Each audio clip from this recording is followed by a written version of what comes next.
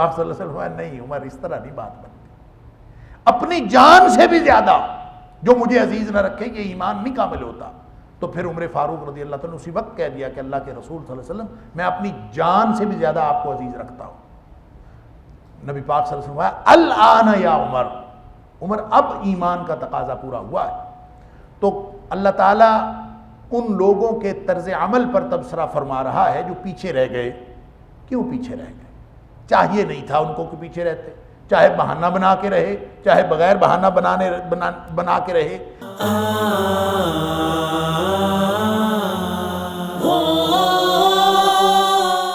ما کان علی اہل المدینہ، مدینہ کے شہر کے باسی ہوں یا ارد گرد کے قبائل، جن میں خاص طور پہ جو مورخین نے لکھا ہے سیرت نگاروں نے کہ قبیلہ جہینہ، قبیلہ مزینہ، قبیلہ اشجع، قبیلہ اسلم، بنو غفار، یہ وہ قبائل تھے جو ارد گرد رہتے تھے، اور یہ لوگ نہیں گئے، یا ان میں سے اکثریت جو ہے وہ نبی پاک صلی اللہ علیہ وسلم کی اس جیش العسرہ میں آپ کی آواز پہ انہوں نے لبیک نہیں کہا۔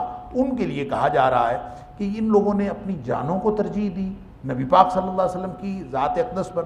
وَلَا يَرْغَبُوا بِأَنفُسِهِمْ عَنْ نَفْسِهِ، اللہ اکبر۔ ان کے لیے جائز نہیں تھا کہ وہ اپنی جانوں کی طرف رغبت کرتے نبی پاک صلی اللہ علیہ وسلم کی ذات کے مقابلے میں۔ ذَلِكَ بِأَنَّهُمْ، اب وہ دیکھیں تو صحیح ان کے ساتھ ہوا کیا ہے کہ لا يُصِيبُهُمْ ظَمَأٌ وَلَا نَصَبٌ وَلَا مَخْمَصَةٌ فِي سَبِيلِ اللَّهِ، کہ جو لوگ نبی پاک صلی اللہ علیہ وسلم کے ساتھ گئے ہیں ان کو جو بھی کوئی مصیبت پہنچی ہے، جو بھی کوئی بھوک پہنچی ہے، پیاس پہنچی ہے، ظمأٌ پیاس، ولا نصب اور تھکاوٹ، ولا مخمصہ اور بھوک، فی سبیل اللہ اللہ کے راستے میں جو بھی کیفیتیں ان کے اوپر آتی رہی ہیں، چاہے کبھی بھوک لگ جاتی ہے، کبھی پیاس لگ جاتی ہے، کبھی آدمی تھکا ہوا ہوتا ہے، ولا یطؤون موطئا یغیظ الکفار، نہ ہی انہوں نے کوئی وادی طے کی، ولا یطؤون موطئا، جو بھی کوئی انہوں نے وادی طے کی، کوئی بھی چلنے والی جگہ وہ چل کے آگے نکلے، یغیظ الکفار، جس سے کفار جو ہیں وہ غیظ و غضب کا شکار ہوئے، یعنی کافروں کو غصہ آیا کہ یہاں بھی پہنچ گئے۔ تو جہاں جہاں گویا ان کے قدم پڑے، ولا ینال من عدو نیلا، جو کچھ بھی ان کو دشمن کی طرف سے پہنچا، چاہے وہ مال غنیمت پہنچا، چاہے فتح پہنچی، چاہے شکست پہنچی، چاہے ان کی طرف سے مقابلہ پہنچا، چاہے قتال کرنا پڑا، چاہے لڑائی لڑنی پڑی، چاہے صلح ہوئی، جو بھی کیفیتیں ہوئیں اس دوران، اللہ اکبر، الا کتب لهم به عمل صالح، ہر ایک کے بدلے ان کو اجر ملتا رہا۔ یعنی تم لوگ اگر پیچھے رہ گئے ہو، جو لوگ پیچھے رہ گئے ان کو بتایا جا رہا ہے کہ جو گئے ہیں ان کو ہر عمل کے نتیجے میں، ہر کیفیت کے نتیجے میں، ہر قدم پہ اور ہر لمحے، چاہے انہوں نے کچھ بھی نہیں کیا، بس چل پڑے، تو یہ ایسا مبارک سفر تھا کہ ہر لمحے لوگوں نے اجر سمیٹا ہے۔ کوئی کیفیت ایسی نہیں تھی جس وقت ان کو اجر نہ مل رہا ہو۔ تو جو لوگ پیچھے رہ گئے ان کو چاہیے نہیں تھا کہ وہ پیچھے رہتے، اتنے بڑے اجر سے محروم رہے ہیں۔ ان اللہ لا یضیع اجر المحسنین، جو نیکوکار لوگ ہوتے ہیں، محسنین ہوتے ہیں، ہر وقت بہتر سے بہتر زندگی گزارنے کی تڑپ رکھنے والے، ان کے اجر کو اللہ تعالیٰ کبھی ضائع نہیں کرتا۔ ولا ينفقون نفقة صغيرة ولا كبيرة، جو کوئی بھی کسی نے خرچ کیا جیش العسرہ میں، چاہے تھوڑا خرچ کیا چاہے زیادہ خرچ کیا، اللہ اکبر۔ جیسے بعض روایتوں میں آتا ہے کہ، اور پہلے ہم پڑھ چکے ہیں کہ نبی کریم صلی اللہ علیہ وسلم کو بعض لوگوں نے چندہ لا کے کیا دیا، چند کھجوریں، مٹھی بھر کھجوریں، کچھ نہیں تھا اس کے پاس، گیا جا کے مزدوری، کیونکہ نبی پاک صلی اللہ علیہ وسلم نے بڑے اجر کی نوید سنائی تھی۔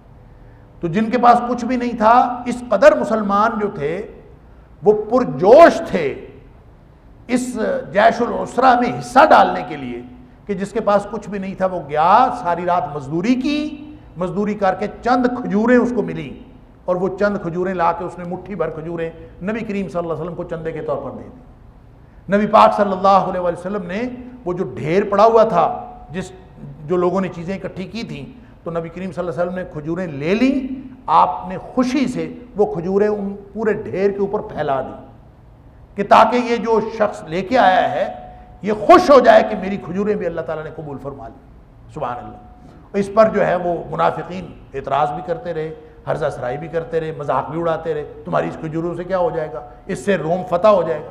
اس سے ان کو شکست ہو جائے گی. یعنی لوگ اس طرح سے مذاق اڑاتے ہیں. تو اللہ تعالیٰ فرماتا ہے کہ وَلَا يُنْفِقُونَ نَفَقَةً صَغِيرَةً وَلَا كَبِيرَةً, کسی نے تھوڑا خرچ کیا ہے یا بڑا خرچ کیا, زیادہ خرچ کیا ہے. وَلَا يَقْطَعُونَ وَادِيًا, یا کسی نے کوئی بھی وادی طے کی ہے. وادی کہتے ہیں دو پہاڑوں کے درمیان میں جو پانی کی گزرگاہ ہوتی ہے اس کو وادی کہتے ہیں. تو جو کسی بھی وادی سے گزرے ہیں الا کتب لهم لیجزیہم اللہ احسن ما کانوا یعملون, ہر چیز لکھ لی گئی ہے ان کے حق میں تاکہ اللہ تعالیٰ ان کو وہ کچھ اجر عطا فرمائے جو ان کے عمل سے بھی زیادہ بہتر ہے. لیجزیہم اللہ, تاکہ اللہ تعالیٰ ان کو جزا عطا فرمائے, بدلہ عطا فرمائے, احسن ما کانوا یعملون, اس سے بہتر جو کچھ وہ کرتے آئے تھے. وما كان المؤمنون لينفروا كافة فلولا نفر من كل فرقة منهم طائفة ليتفقهوا في الدين ولينذروا قومهم اذا رجعوا اليهم لعلهم يحذرون. اللہ اکبر. اور اہل ایمان کو یہ نہیں چاہیے لینفروا کافہ کہ وہ سارے اکٹھے ہی نکل پڑے, یہ نہیں چاہیے. فلولا نفر, پس کیوں نہیں نکلا, من کل فرقۃ, ہر گروہ میں سے, منہم, ان میں سے, طائفہ, ایک جماعت. ایک جماعت کیوں نہیں نکلی؟ لیتفقہوا فی الدین, تاکہ وہ دین میں تفقہ حاصل کرتے, دین کی سمجھ بوجھ حاصل کرتے. وَلِيُنذِرُوا قَوْمَهُمْ اِذَا رَجَعُوا إِلَيْهِمْ, اور اپنی قوم کو ڈراتے جب وہ واپس ان کی طرف لوٹتے. لعلہم یحذرون, تاکہ وہ بچ جاتے, یعنی جن چیزوں سے بچنا تھا ان سے وہ بچ جاتے. اچھا, یہ آیت جو ہے اس کے مفہوم میں مفسرین میں اختلاف ہوا. ایک تو اس کا مفہوم وہی ہے سیاق و سباق میں جو جہاد کے سیاق و سباق میں ہو رہا ہے کہ غزوہ تبوک کے سیاق و سباق میں ایک بات آئی کہ سب لوگ کیوں, یعنی سب لوگوں کو نکلنے کا حکم دیا تھا, اور سب لوگوں کو نکلنے کا حکم یعنی نفیر عام کا اعلان ہوا. اور یہ واحد جنگ ہے نبی پاک صلی اللہ علیہ وسلم کے حیات طیبہ میں جب نفیر عام کا اعلان ہوا, سب نکلے. جب سب نکلنے کا حکم ہوا تو پھر اب بغیر عذر والوں کے علاوہ کسی کے لیے کوئی گنجائش نہیں تھی کہ وہ رہ جاتا. اور جو لوگ پیچھے رہ گئے تھے ان کو چونکہ اچھی خاصی تنبیہ ہوئی, جو مخلص مسلمان تھے, عذر والے تھے, ان کو تو ویسے اللہ تعالیٰ نے ان کا عذر قبول فرما لیا, اور جو عذر کے بغیر تھے ان کو 50 دن بائیکاٹ کا سامنا کرنا پڑا, اور ان کے حالات اس قدر خراب ہو گئے کہ ان کے اوپر اپنی جانیں بوجھل ہو گئیں. تو یہ جو ساری کیفیت تھی اس سے صحابہ کرام ڈر گئے, اور آئندہ وہ سوچتے رہے کہ کوئی بھی غزوہ ہوگا نا تو ہم سارے نکلیں گے, اور وہ انتظار کرتے تھے کہ کوئی غزوے کا وقت آئے, کوئی لڑائی کا وقت آئے تو ہم سارے نکل کھڑے ہوں گے. تو یہ جو کیفیت تھی اس کے بارے میں اللہ تعالیٰ نے فرمایا وَمَا كَانَ الْمُؤْمِنُونَ لِيَنْفِرُوا كَافَّةً, کہ یہ غزوہ تبوک کی طرح ہر غزوے میں سارے مومنوں کے لیے نکلنا ضروری نہیں ہے. یعنی خواہ مخواہ نہ یہ ضروری ہے نہ یہ ممکن ہے. کہ دیکھیں بہت ساری ضرورتیں ہوتی ہیں, پیچھے لوگوں کو موجود ہونا چاہیے, اور اگر کوئی فوج جا رہی ہو کسی محاذ جنگ پہ تو سارے ہی لوگ اگر نکل پڑے, سارے ہی لوگ جہاد پہ چلے جائیں تو پیچھے حفاظت کون کرے گا, پیچھے کا سسٹم کیسے چلے گا؟ خواتین اور بچے جتنے بھی پیچھے رہ جائیں گے ان کا بندوبست کون کرے گا؟ ملکی نظام کون چلائے گا؟ پیچھے سے کوئی دشمن آ جائے اس سے تحفظ کون کرے گا؟ اور بہت ساری چیزیں. لہٰذا یہ کہنا کہ جہاد جب بھی اعلان ہو اور جہاد فرض عین ہو جاتا ہے, قتال فرض عین ہو جاتا ہے, قتال کبھی بھی فرض عین نہیں ہوتا, یہ ہمیشہ فرض کفایہ ہوتا ہے. جو لوگ نکلتے ہیں اور جو لوگ نہیں نکلتے سب کی طرف سے فریضہ ادا ہو جاتا ہے, اور یہ فرض کفایہ ہے. صرف نفیر عام کا اعلان ہوا ہے تو غزوہ تبوک پر ہوا ہے. اسی وجہ سے صحابہ کرام کے دلوں میں بھی یہ بات آ گئی کہ شاید ہمیشہ ہی سب نے نکلنا ہے, اور اگر نہیں نکلیں گے تو ہمارے اوپر بھی اسی طرح سے وعیدیں آئیں گی. تو اس کی اللہ تعالیٰ نے یہاں پہ تردید فرمائی ہے کہ ہمیشہ نکلنا نہ یہ ممکن ہے نہ یہ ضروری ہے. وَمَا كَانَ الْمُؤْمِنُونَ لِيَنْفِرُوا كَافَّةً, سب کا نکلنا ضروری ہی نہیں ہے. کوئی نہیں کہا مومنوں کو کہ سب نکلو. ہاں فلولا نفر من کل فرقۃ منہم طائفہ، البتہ ہر گروہ میں سے ایک جماعت کیوں نہیں نکلی؟ یہ ہر گروہ میں سے ایک جماعت کو نکلنا چاہیے. اچھا وہ نکلیں لیتفقہوا فی الدین. اب یہ بات سمجھ لیجئے، یہاں سے 3 مفاہیم نکل رہے ہیں، 3 میں ابھی ایک بیان کر رہا ہوں. لوگ نہیں نکلے، سب کو نہیں نکلنا چاہیے، ہر گروہ میں سے ایک جماعت نکلنی چاہیے. لیتفقہوا فی الدین، تاکہ وہ جا کے دین کی سمجھ حاصل کریں. کہاں دین کی سمجھ حاصل کریں؟ دیکھیں یہاں پہ میں پہلے باقی 2 مفہوم بھی بیان کر دیتا ہوں تاکہ ہمیں بات سمجھ میں آ جائے. ایک مفہوم اس کا یہ ہے کہ یہ آیت عام ہے، یہ اس تناظر میں خاص نہیں ہے. اگر عام اس کو لیں تو اس کا مطلب یہ ہوگا کہ ہر ایک کے لیے جہاد کے لیے نکلنا ضروری نہیں ہے.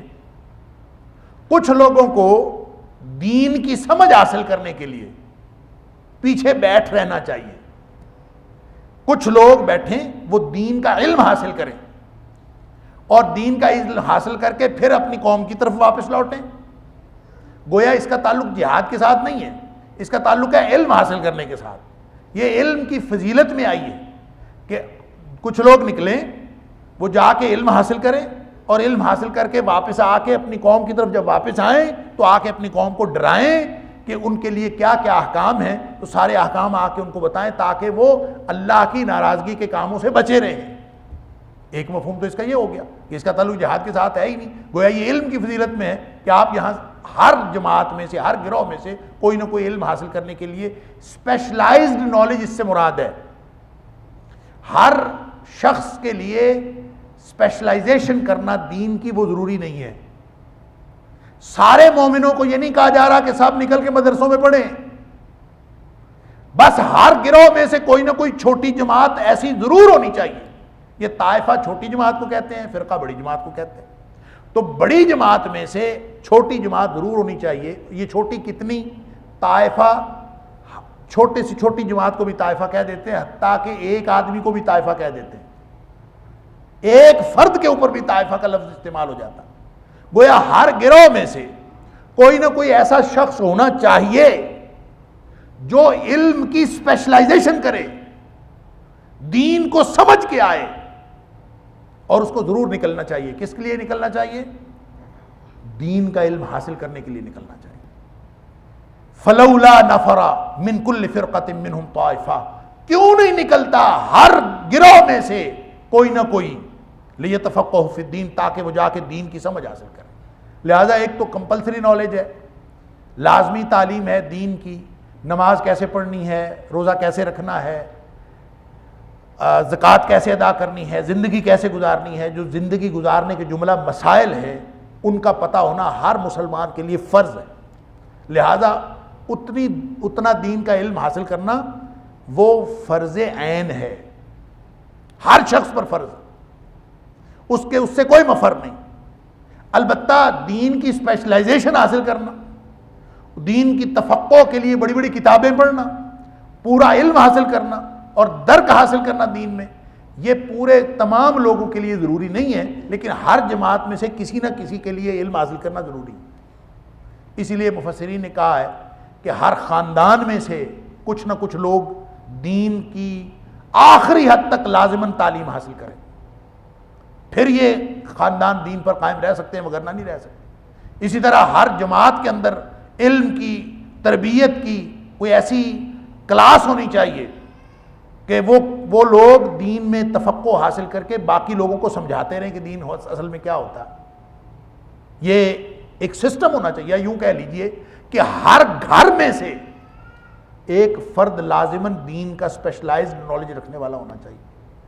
دین کی تخصص کی تعلیم حاصل کرنے والا ہر گھر میں سے ایک ضرور ہونا چاہیے، تاکہ وہ جب وہ دین پڑھ کے آئے تو اپنے گھر والوں کو دین بتانے والا تو ہو. یہ اس کا ایک مفہوم ہے کہ اس کو عام معنی میں لیں گے.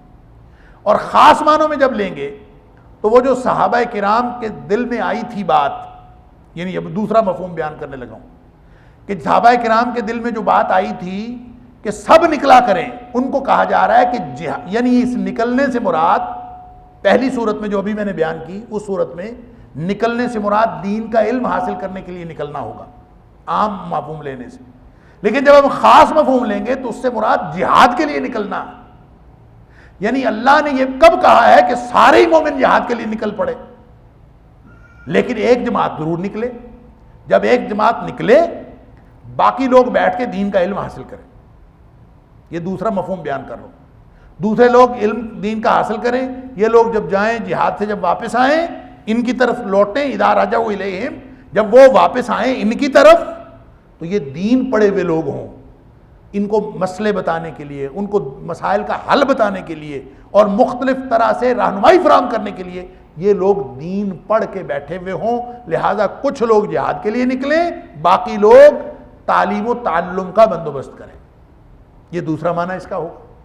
لہٰذا صحابہ کرام کی اس غلط فہمی کا ازالہ بھی ہو گیا کہ ہر جہاد کے لیے سب نے نکلنا ہے، اور ساتھ دین کے علم کی اہمیت بھی بیان ہو گئی۔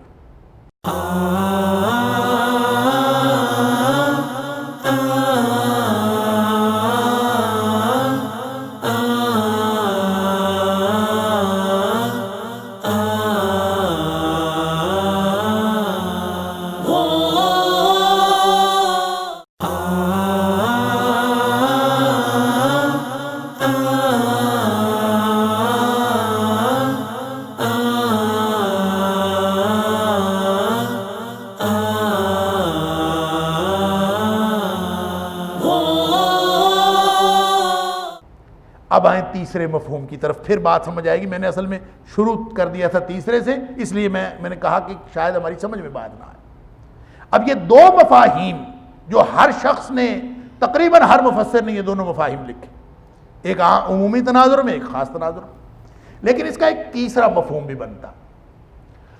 وہ تیسرا مفہوم جو آیت کے ظاہر سے اور آیت کے الفاظ سے ظاہر ہے کہ وما کان المؤمنون لینفروا کافہ، مومنوں کے لیے یہ ضروری نہیں تھا کہ سب نکلیں، لیکن کچھ تو نکلیں۔ فلولا نفر من کل فرقۃ، ہر فرقے میں سے کوئی نہ کوئی کیوں نہیں نکلا۔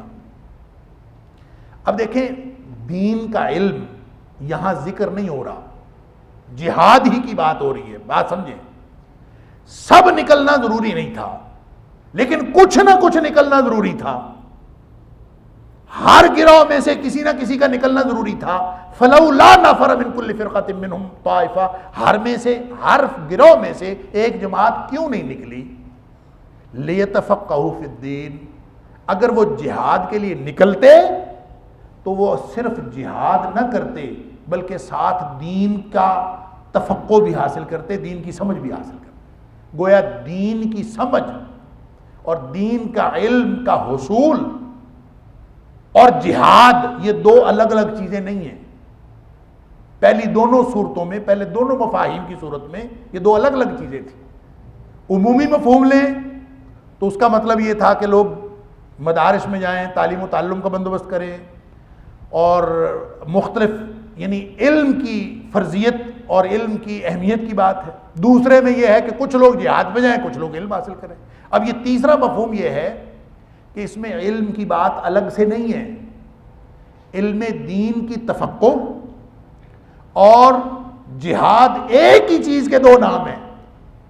لیتفقہوا فی الدین، جو لوگ نکلتے جہاد کے لیے وہ نبی کریم صلی اللہ علیہ وسلم کے ساتھ رہتے، وہ ٹیلے، وادیاں، پہاڑ، میدان وہ سر کرتے، وہ صبح و شام نبی کریم صلی اللہ علیہ وسلم کے ساتھ رہتے، وہ صحابہ کرام کی زندگیاں دیکھتے، وہ جا کے کافروں کے ساتھ ٹکراتے، پھر وہ واپس آتے، تو دین کی جو سمجھ ان کو آنی تھی نا، یہاں گھر بیٹھے والوں کو نہیں آنی تھی۔ لیتفقہوا فی الدین، وہ دین کی سمجھ حاصل کرتے، اور پھر جب وہ دین کی سمجھ حاصل کر لیتے، وَلِيُنذِرُوا قَوْمَهُمْ اِذَا رَجَعُوا إِلَيْهِمْ، جب وہ واپس آتے تو پھر آ کے وہ جو بیٹھ رہنے والی قوم ہے نا، ان کو آ کے سمجھاتے کہ دین اصل میں یہ ہے۔ گویا دین کی تفقہ اور قتال کے لیے نبی کریم صلی اللہ علیہ وسلم کے ساتھ ان کے بتائے ہوئے طریقے کے مطابق نکلنا، یہ دونوں باتیں ایک ہی بات ہے، یہ دو الگ الگ باتیں نہیں ہیں۔ یہ مفہوم لینا کہ دین کی تعلیم حاصل کرنا کچھ اور چیز ہے اور جہاد کرنا کوئی اور چیز ہے، یہ پہلے دو مفاہیم میں تو یہ بات سامنے آتی ہے، لیکن یہ تیسرا مفہوم جو آیت کی الفاظ سے ظاہر ہے، اس مفہوم میں یہی محسوس ہوتا ہے کہ یہ سمجھایا جا رہا ہے غزوہ تبوک کے تناظر میں کہ چلو یہ جو فرقے بیٹھ گئے تھے، جو پچھلی آیت میں ذکر ہوا، جو ارد گرد کے قبیلے تھے، مزینہ تھا، جوہینہ تھا، اشجع تھا، اسلم تھا، غفار تھا، یہ جو قبیلے بیٹھ رہے تھے کہ بھائی تم میں سے کچھ نہ کچھ تو جاتے، کچھ نہ کچھ بھی جاتے تو دین سیکھ کے آ جاتے۔ گویا جہاد پہ جانا ہی دین سیکھنا ہے۔ وہ جاتے اور دین سیکھ کے آتے، وَلِيُنذِرُوا قَوْمَهُمْ إِذَا رَجَعُوا إِلَيْهِمْ، اور واپس آ کے لوگوں کو بتاتے کہ اللہ کا دین کیا ہے، اور پھر ان کو سمجھاتے کس کس چیز سے بچنا ہے اور کس چیز سے ڈرنا ہے۔ لہٰذا یہ تینوں مفاہیم مفسرین نے بیان بھی کیے ہیں، اور یہ تینوں مفاہیم ذہن میں رہنے بھی چاہیے، اور ان تینوں کو ایک دوسرے سے جدا نہیں کیا جا سکتا۔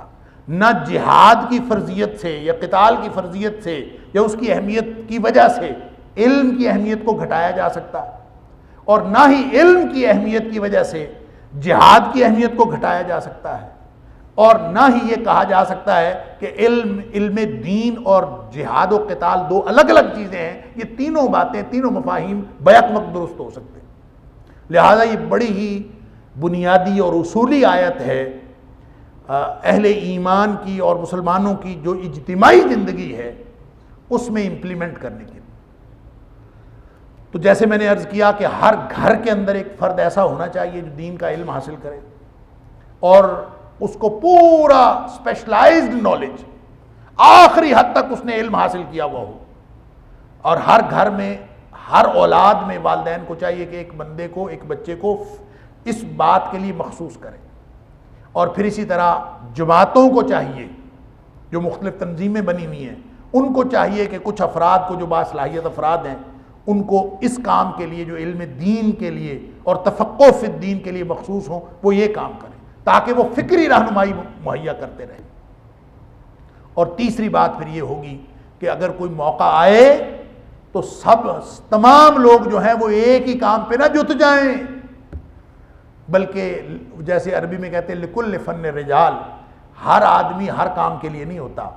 کچھ لوگ جو ہیں اللہ تعالیٰ نے مختلف لوگوں کو مختلف صلاحیتیں دی ہوئی ہیں، تو جس طرح کی صلاحیت دی ہوئی ہے اس طرح کا کام کرنا چاہیے، تو اجتماعی زندگی جو ہے وہ بہترین طریقے سے آگے بڑھ سکتی ہے۔ یا ایھا الذین آمنوا قاتلوا الذین یلونکم من الکفار ولیجدوا فیکم غلظہ، اے ایمان والو اپنے آس پاس کے اپنے قریب کے کافروں کو قتل کرو، ولیجدوا فیکم غلظہ، اور وہ تمہارے اندر اپنے لیے سختی پائیں، یعنی کافروں کے لیے نرمی نہیں رکھنی، سختی رکھنی۔ اور یہ اصول بتایا جا رہا ہے کہ جب آپ نے جہاد کرنا ہے تو کہاں سے آغاز کرنا ہے، یہ نہیں ہے کہ قریب والا دشمن چھوڑ کر دور کے دشمن کو جا کے لینا ہے، ایسا نہیں کرنا، بلکہ جو پہلے ارد گرد کے آس پاس کے دشمن ہیں پہلے ان سے لڑنا ہے، پھر اس کے بعد والوں سے لڑنا ہے، پھر اس کے بعد والوں سے لڑنا ہے۔ یعنی جو امام قرطبی علیہ الرحمہ اور دیگر مفسرین نے لکھا ہے کہ اس سے یہ اصول ملتا ہے الاقرب فالاقرب الاول فالاول، جو جتنا قریب ہوگا اس سے پہلے لڑائی لڑنی، پہلا محاذ آپ کا گرم ہونا چاہیے ان کے ساتھ جو آپ کے ارد گرد آس پاس ہیں، جغرافیائی لحاظ سے قریب ہوں یا تعلقات کے لحاظ سے قریب، جو قریب ہیں ان کے ساتھ پہلے آپ نے سب سے پہلا ٹکراؤ آپ کا ان کے ساتھ ہونا چاہیے۔ لہذا نبی اکرم صلی اللہ علیہ وسلم کی حیات طیبہ دیکھ لیجئے کہ سب سے پہلا ٹکراؤ تو آپ کا بنی ہاشم کے ساتھ ہی ہوا ہے، آپ کے اپنے خاندان کے ساتھ ہوا، پھر اس کو جب آپ براڈر سینس میں دیکھتے ہیں تو اس کے بعد آپ قریش کے ساتھ ہوا ہے، پھر قریش کے بعد پھر ارد گرد کے قبائل کے ساتھ ہوا ہے، اور پھر جزیرۃ العرب جب یہ ارد گرد کے علاقے یمن شام یہ سارے علاقے جو جب آ گئے تو پھر روم کی طرف نبی پاک صلی اللہ علیہ وسلم نے غزوہ تبوک میں جب آپ گئے ہیں تو یہ اس وقت گئے ہیں جب اللہ تعالیٰ نے ان سب کے اوپر نبی اکرم صلی اللہ علیہ وسلم کو گرفت اور حکومت عطا فرما دی تھی اور قوت عطا فرما دی تھی، اور پھر آگے گئے۔ یہی طرز عمل سارے خلفائے راشدین کا رہا ہے۔ لہٰذا یہ اصول بتایا جا رہا ہے کہ جب قتال کرنا ہے، یہ کوئی یہاں قتال کی فرضیت کا حکم نہیں ہے، یہ قتال کی جو پریکٹیکل صورت ہے، اس کی جو عملی صورت ہے اس کا اصول بتایا جا رہا ہے. اور فرضیت کے بارے میں پہلے آپ سے عرض کر چکا ہوں کہ جو فرضیت ہے جہاد انیشیٹ کرنے کے لیے یا جہاد شروع کرنے کے لیے، وہ صرف 3 مقامات ہیں. اس کا مطلب یہ نہیں ہے کہ آپ کے ارد گرد کافر ہیں تو آپ اٹھ کے شروع ہو جائیں کافروں کو مارنے کے لیے.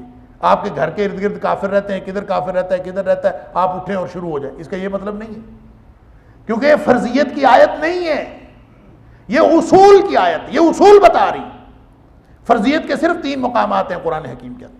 فرضیت جہاد کی آیت نمبر 190 سورہ بقرہ، آیت نمبر 39 سورہ حج اور آیت نمبر 75 سورہ نساء، بس.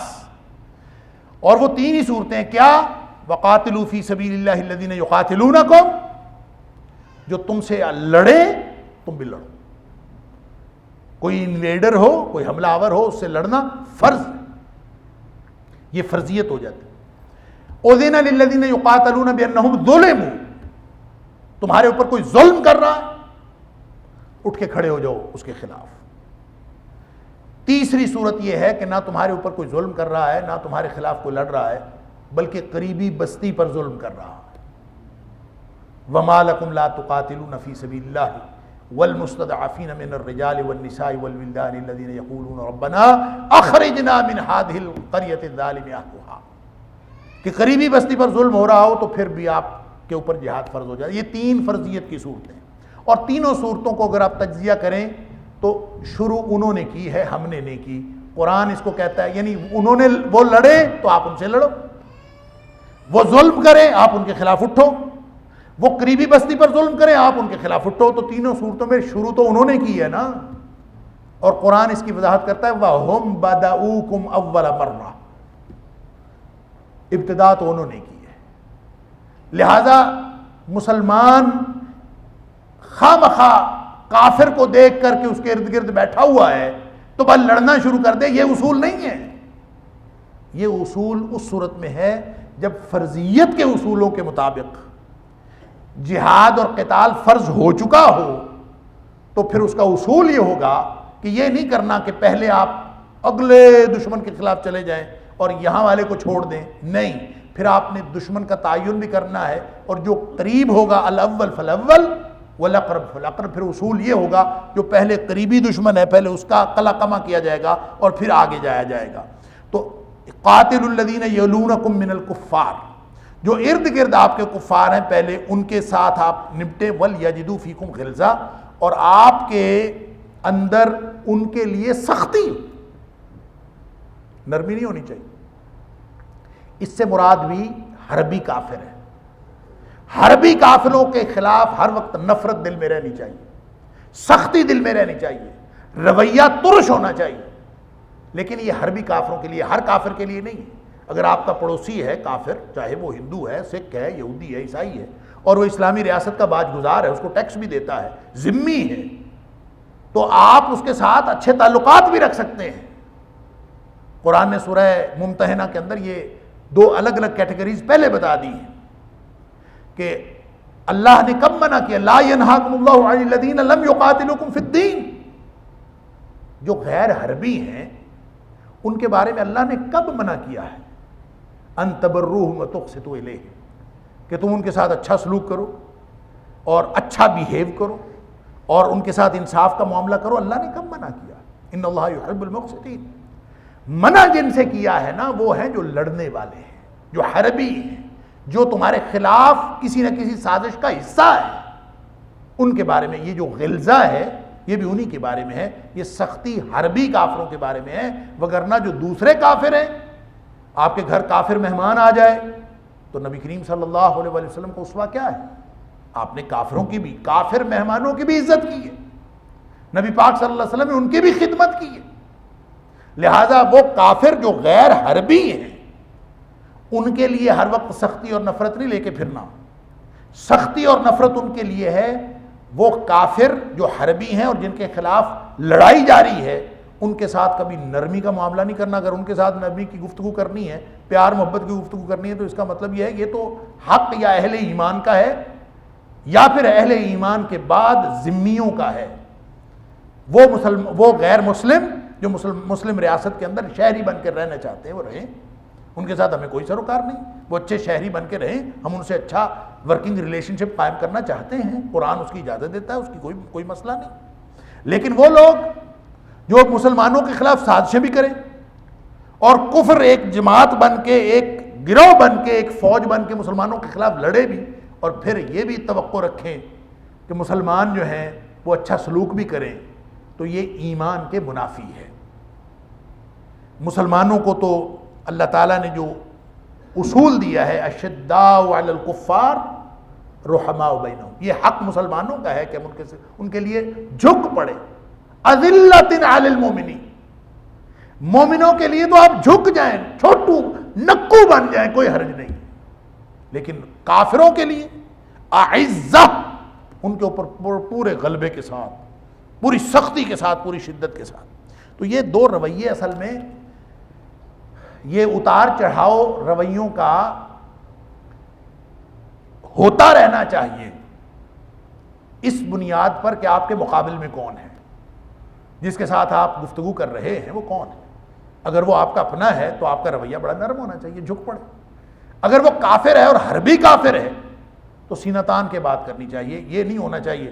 نبی پاک صلی اللہ علیہ وآلہ وسلم کے اپنے ذاتی رویے کے بارے میں علامہ ابن کثیر نے ایک روایت نقل کی ہے، اگرچہ وہ کسی حدیث کی کتاب میں مجھے نہیں مل سکی، لیکن علامہ ابن کثیر نے اس کو حدیث کہہ کے بیان کیا ہے کہ نبی پاک صلی اللہ علیہ وآلہ وسلم کا فرمان ہے کہ انا الضحوک القتال، فرمایا کہ میں بڑا ہسمکھ بھی ہوں اور میں بہت بڑا لڑاکا بھی ہوں۔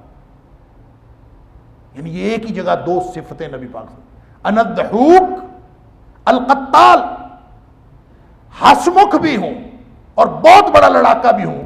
کیا مطلب؟ جب میرے اپنے ہوں گے تو میں ہسمکھ ہوں، سب کے لیے میں اچھا ہوں، اور جب کوئی میرے دشمن ہوں گے میرے سامنے تو پھر میں قتال ہوں، مجھ سے بڑا لڑاکا کوئی نہیں۔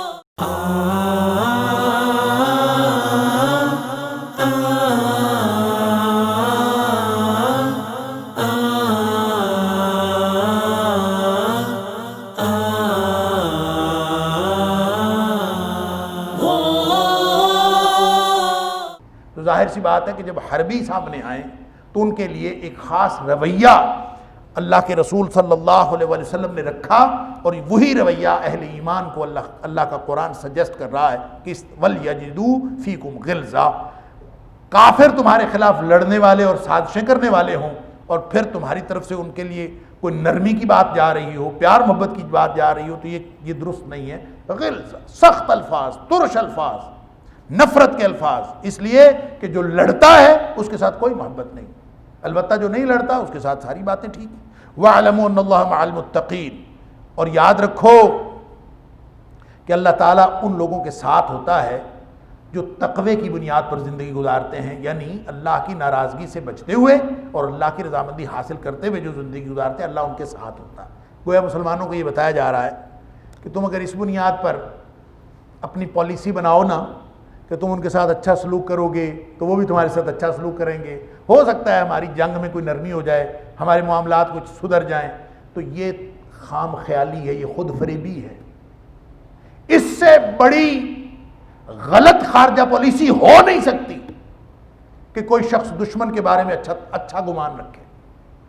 دشمن تو اچھا ہوتا ہی وہ ہے جو دشمنی میں کسر نہ چھوڑے، دشمن تو اچھا، دشمن وہی ہے۔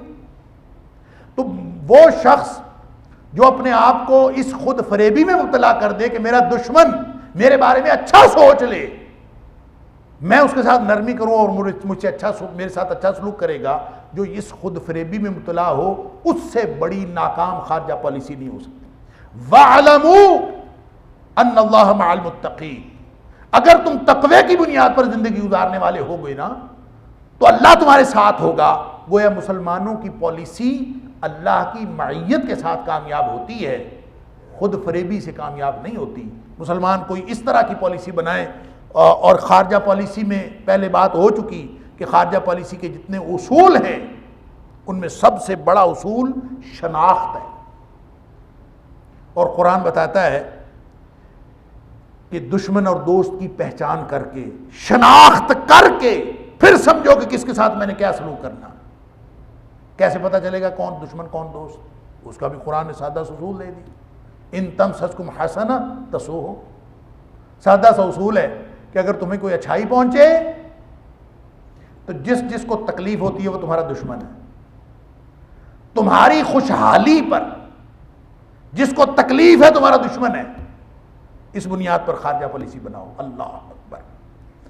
اور اگر کوئی تمہاری مصیبت پہ خوش ہوتا ہے اور تمہاری خوشحالی پہ وَإِن تُصِبْكُمْ سَيِّئَةٌ يَفْرَحُوا بِهَا، اگر تمہیں کوئی مصیبت پہنچتی ہے تو اس سے جو خوش ہوتے ہیں اور تمہاری خوشحالی پر جو ناراض ہوتے ہیں، جن کو تکلیف پہنچتی ہے، وہ تمہارے دشمن ہیں۔ سادہ سا اصول ہے، آپ پوری دنیا میں دیکھ لیں، ہماری مصیبت پہ کون خوش ہو رہا ہے، ہماری خوشحالی پہ کس کو تکلیف ہے؟ وہ سارے دشمن ہیں۔ اس بنیاد پر آپ بنائیں ذرا خارجہ پالیسی، دوست دشمن کی پہچان کر کے پھر بتائیں کہ کس کے ساتھ اچھے سلوک کرنا ہے۔ اشداء علی الکفار رحماء بینہم، یہ کیسے آپ نے ترتیب دینا ہے، اس کے بعد وہ خود بخود آپ کو خارجہ پالیسی سیدھی ہوتی چلی جائے۔ وَاعْلَمُوا أَنَّ اللَّهَ مَعَ الْمُتَّقِينَ، یہ گویا اس میں مسلمانوں کو خارجہ پالیسی کا بنیادی اصول دیا ہے کہ اس بنیاد پر کبھی نہ بنائیں کہ آپ کو کسی کی مدد حاصل ہو جائے گی، کسی سے کوئی آپ کو فائدہ مل جائے گا۔ دشمن کبھی فائدہ بھی کرتا ہے کسی کا بھلا، سوال ہی پیدا نہیں ہوتا۔ یہ خام خیالی اور خود فریبی ہے، اور مسلمان ہمیشہ اللہ کی مدد سے جنگ جیتا کرتے ہیں۔ مسلمانوں کو کبھی طاقت سے نہیں ہرایا گیا، مسلمانوں کو ہمیشہ سازش سے ہرایا گیا۔ مسلمانوں کے قلعے کی کنڈی کبھی باہر سے نہیں کھلی، ہمیشہ اندر سے کھلی ہے۔ لہذا اگر تم اللہ کی مدد کے ساتھ ڈٹ جاؤ اور اپنے اندر کے جو آستین کے سانپ ہیں ان کو قابو میں رکھو تو باہر سے کوئی تمہیں نہیں ہرا سکتا۔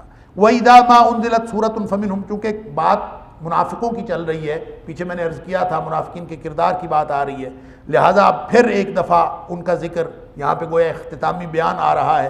وَإِذَا مَا أُنزِلَتْ سُورَةٌ فَمِنْهُمْ مَن يَقُولُ أَيُّكُمْ زَادَتْهُ هَٰذِهِ إِيمَانًا، جب ان کے پاس ان کی کوئی صورت نازل ہوتی ہے ان کے اوپر، یعنی اللہ کا قرآن نازل ہو رہا ہے، دو صورتیں تھیں۔ کبھی تو ایسا ہوتا کہ منافقین کی موجودگی میں کوئی صورت کوئی آیت نازل ہوتی، بعض اوقات یہ ہے کہ وہ موجود نہیں ہوتے تھے، ان کو پتہ چلتا کہ اچھا کوئی آیت نازل ہوئی ہے، کوئی صورت نازل ہوئی ہے، ان کی موجودگی میں اور ان کی غیر موجودگی میں، یعنی یہ دو مختلف صورتیں تھیں۔ یہ جو جس صورت کا بیان یہاں ہو رہا ہے یہ ان کی غیر موجودگی میں جو آیات یا صورتیں نازل ہو گئی، ان کو پتہ چلا اچھا جی نئی صورت نازل ہو گئی، نئی آیات آ گئی۔ تو جب ایسی کوئی صورت ہوتی، وَإِذَا مَا أُنزِلَتْ سُورَةٌ، جب بھی کوئی صورت نازل ہوتی، فَمِنْهُم مَن يَقُولُ، ان میں سے کوئی ایسے کہتے، أَيُّكُمْ زَادَتْهُ هَٰذِهِ إِيمَانًا، کہ یہ جو صورت آئی ہے اس نے کس کے ایمان میں اضافہ کیا ہے۔ پھر وہ سوال کرتے ایک دوسرے سے کہ اگر اللہ کا قرآن ایمان میں اضافے کا باعث ہے تو کس کے ایمان میں اضافہ ہوا ہے، کس کا ایمان بڑھا ہے، یہ ایک دوسرے سے سوال پوچھتے۔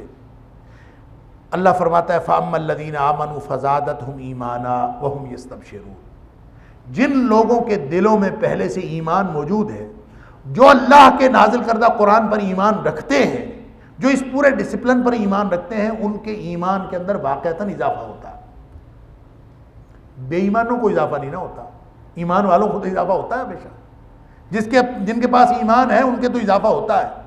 وَهُمْ يَسْتَبْشِرُونَ، اور وہ سن کے قرآن پاک کی کوئی آیت وہ خوش ہو جاتے ہیں کہ جناب قرآن نازل ہوا ہے، ایک ایک آیت ان کے لیے تسکین، اطمینان اور خوشی کا باعث ہوتی۔ وَأَمَّا الَّذِينَ فِي قُلُوبِهِم مَرَضٌ، مسئلہ تو ان کا ہے جن کے دلوں میں بیماری ہے، نفاق کی، جن کے دلوں میں روگ لگا ہوا ہے۔ فَزَادَتْهُمْ رِجْسًا إِلَىٰ رِجْسِهِمْ، ان کے اندر جن کے اندر پہلے ہی گندگی ہے ان کی گندگی میں اضافہ ہوتا ہے۔ قرآن نازل ہوتا ہے جو کتاب ہدایت ہے، لیکن جن کے دلوں میں گندگی ہے ان کی گندگی میں اضافے کا باعث بنتا ہے، ان کے ایمان میں اضافے کا باعث نہیں بنتا۔ لہذا یہ بالکل دو الگ الگ طرح کے اثرات ہو رہے ہوتے ہیں۔ قرآن تو وہی ہے، وہ جیسے کسی شاعر نے کہا ہے کہ عشق کی چوٹ تو پڑتی ہے دلوں پر یکساں، ظرف کے فرق سے آواز بدل جاتی۔ یعنی وہی قرآن ہے، وہ وہاں نازل ہوتا ہے تو حالات اور ہوتے ہیں، وہاں نازل ہوتا ہے تو حالات اور ہوتے ہیں۔ جن کے دلوں میں گندگی ہے ان کی گندگی میں اضافہ ہوتا ہے، اور جن کے دلوں میں ایمان ہے ان کے ایمان میں اضافہ ہوتا ہے۔ جیسے سورہ مائدہ کے اندر ہم پڑھ آئے کہ اللہ تعالیٰ نے فرمایا کہ وَلَا يَزِيدَنَّ كَثِيرًا مِّنْهُمْ مَا أُنزِلَ إِلَيْكَ مِن رَّبِّكَ طُغْيَانًا وَكُفْرًا۔ یہودیوں کے بارے میں وہاں پہ بات ہوئی، خاص طور پہ اہل کتاب کے بارے میں۔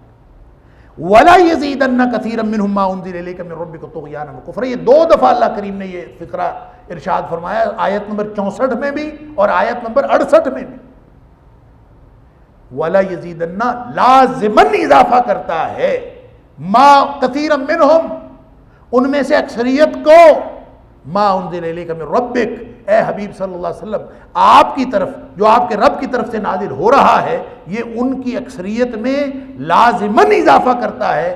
کس چیز میں؟ طغیانا و کفرا، ان کی سرکشی اور کفر میں اضافہ کرتا ہے۔ اضافہ بھی لازمی ہوتا ہے، اور ہوتا کس میں ہے؟ سرکشی اور کفر میں۔ نعوذ باللہ من ذالک، قرآن کوئی طغیان و سرکشی کی کتاب ہے یا کفر کی کتاب ہے؟ نعوذ باللہ من ذالک، یہ تو ہدایت کی کتاب ہے، یہ کتاب ہدایت ہے، اس سے ایمان میں اضافہ ہوتا ہے۔ لیکن سب کے ایمان میں اضافہ نہیں ہوتا۔ جو اپنا خراب معدہ لے کے بیٹھا ہوا ہو کوئی شخص، اس کو آپ قوت بخش غذا دے دیں، اس کا معدہ خراب ہے، اس کو آپ روٹی کھلا دیں، اس کو آپ کوئی اچھی غذا دے دیں، تو وہ تو اور بیمار ہو جائے گا، کہ اس کے پہلے ہی بیمار ہے۔ تو بیمار کو قوت بخش غذا اس کی غذائیت میں یا اس کی تندرستی میں کوئی فائدہ نہیں دیتی، بلکہ اس کے بیماری میں اضافہ کرتی۔ لہذا یہ بیمار ذہنیت کے لوگ ہیں، یہ بیمار دلوں والے لوگ ہیں، دلوں میں گندگی لے کے بیٹھے ہوئے۔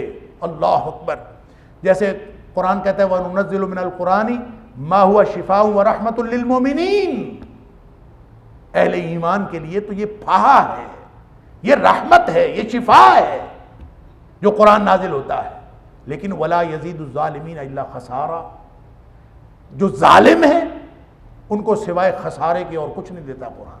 لہذا قرآن وہی ہے، اثرات مختلف ہو رہے ہیں۔ اللہ اکبر۔ تو فرمایا کہ منافقوں کا یہ سوال کہ کس کے ایمان میں اضافہ ہوا ہے، فرمایا کہ اہل ایمان کے ایمان میں تو اضافہ ہوا ہے، نہیں ہوا اضافہ ایمان میں تو منافقوں کے اپنے ایمان میں اضافہ نہیں ہوا، بلکہ ان کی گندگی میں اضافہ ہوا ہے۔ فزادتہم رجسا الی رجسہم وماتوا وہم کافرون، اور وہ کفر کی حالت میں مر جاتے ہیں۔ منافق کے دل میں رتی بھر ایمان نہیں ہوتا۔ میں پہلے بھی کئی دفعہ عرض کر چکا ہوں کہ یہ نہیں سوچنا چاہیے کہ ایک طرف کافر ہوتا ہے، ایک طرف مومن ہوتا ہے، درمیان میں منافق ہوتا ہے۔ تو سمجھ آتی ہے، بعض لوگ سمجھتے ہیں کہ شاید کافر پکا کافر، مومن پکا مومن، اور منافق وہ ہوتا ہے جو درمیان میں ہوتا ہے، تھوڑا سا مومن تھوڑا سا کافر۔ نہیں، منافق بھی اصل میں کافر ہوتا ہے، اس کے دل میں رتی بھری ایمان نہیں ہوتا۔ فرق صرف یہ ہوتا ہے کہ منافق نے اپنے کفر کو چھپایا ہوا ہوتا ہے، اس لیے وہ منافق ہے، اور اسی چونکہ وہ چھپاتا ہے وہ ظاہر نہیں کرتا، اس لیے فرمایا ان المنافقین فی الدرک الاسفل من النار، یہ آگ کے سب سے نچلے درجے میں ہوں گے۔ تو یہاں سے ایک بات یہ بھی ثابت ہوئی کہ ایمان جو ہے اس میں کمی اور بیشی ہوتی رہتی ہے۔ ایمان بڑھتا ہے، فزادتہم ایمان، ایمان بڑھ جاتا ہے، ایمان کم ہو جاتا ہے۔ حدیث میں آتا ہے نبی پاک صلی اللہ علیہ وسلم الایمان یزید و ینقص، کہ ایمان جو ہے بڑھتا بھی ہے اور وہ کم بھی ہو جاتا ہے۔ اور کوئی بھی شخص یہ کیسے بڑھتا ہے کیسے کم ہوتا ہے؟ نیکی کرنے سے بڑھتا ہے، برائی کرنے سے کم ہو جاتا ہے۔ آپ کوئی بھی نیکی کریں ایمان بڑھتا جاتا ہے۔ آپ نیکیوں کے جتنے کام ہیں آپ کرتے جائیں ایمان بڑھتا جائے گا، جو گناہ کے کام ہیں وہ ترک کرتے جائیں ایمان بڑھتا جائے گا۔ لیکن جب آپ گناہ کے کام کرنے میں شروع ہو جائیں، نیکی کا کام ترک کرنے پر شروع ہو جائیں تو پھر ایمان کم ہوتا جائے. اور ایسا بھی ہو سکتا ہے کہ کوئی ایسی حرکت آپ کر بیٹھیں کہ ایمان بالکل دل سے رخصت ہو جائے. جیسے نبی پاک صلی اللہ علیہ وسلم فرمایا لا یزنی الزانی حین یزنی وہو مومن، کہ کوئی بدکار جس وقت بدکاری کر رہا ہوتا ہے اس کے دل میں رتی بھر ایمان نہیں ہوتا. ولا یسرق السارق حین یسرق وہو مومن، جب کوئی چور چوری کر رہا ہوتا تو اس میں ایمان نہیں ہوتا. ایمان ہوتا تو چوری سے روک لیتا، ایمان ہوتا تو بدکاری سے روک لیتا. وہ ایمان سے خالی ہوتا ہے پھر چوری کرتا ہے، یا چوری کرتا ہے تو ایمان سے خالی ہو جاتا ہے، بدکاری کرتا ہے تو ایمان سے خالی ہو جاتا ہے. گویا برائی کے اثرات ایمان میں نقصان کا اور کمی کا باعث بنتے ہیں، اور جو ایمان اور نیکی کے اثرات ہیں وہ ایمان میں اضافے کا باعث بنتے ہیں. اللہ تعالیٰ مجھے اور آپ کو قرآن سمجھنے اور عمل کرنے کی توفیق عطا فرمائے. وآخر دعوانا الحمدللہ رب العالمین.